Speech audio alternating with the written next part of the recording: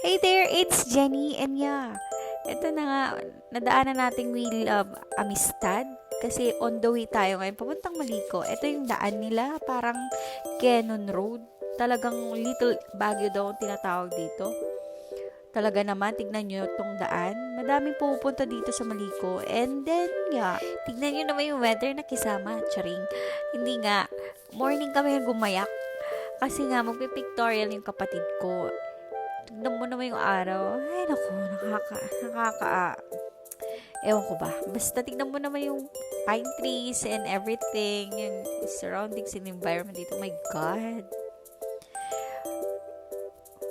Dito sa Malikot daw, malamig. Katulad ng Baguio din. And, tignan mo naman, pati pine trees and ito na nga, nakarating na kami dito sa dito na kami at ito nga yung Transfinila, mga mare. Hi to the other side, charing. Ayan, may schedule din. Hanggang 5 p.m. lang sila. Bawal lang overnight dito. And then, may Bougainvillea pala dito. Pine trees and everything. Ayun, pababa na kami. Bagong gising pala ako dyan. Wala pa akong kilay and everything. Lip tint lang ata dyan. Pero enjoy ang ate mo. And then, may flag. Ganito pala dito. Dito sila magpipictorial. Pine trees. Ayan, nagre-ready na sila. Ito yung photographer. Ayan, yung dalawang yan yung kapatid ko ikakasal this coming June. Supportive ate here to the other side. And yun. Ito na, may tangke dyan ang mga mare. Yan pala by history. Hindi ko nabasa yung history, basta yun. May museum din sila and may entrance fee na 20 pesos. Parang nasa Baguio lang talaga ako. Tingnan mo naman. Ayan, imot-imot tayo dito, charing. Ayan, tumitingin ako sa Kala ko kasi nasa Baguio ako.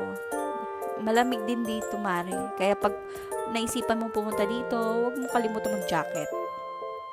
Ito na, pababa na kami sa isang spot din na cafe. Doon sila mag-pictorial. And yes, dito na kami, mare. Yan, daming pine trees.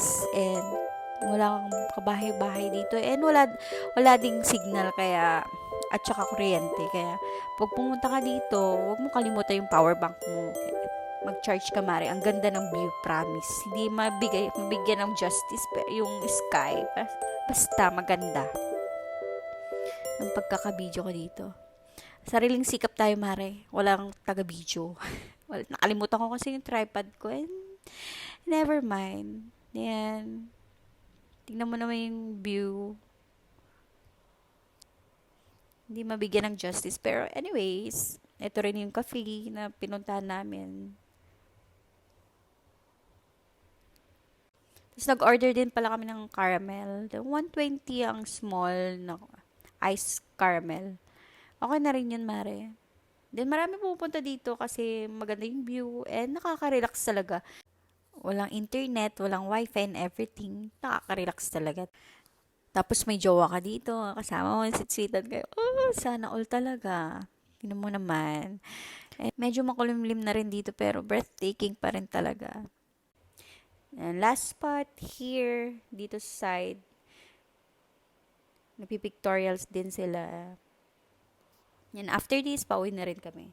Yan, paambon na rin. And yeah, see you in my next one.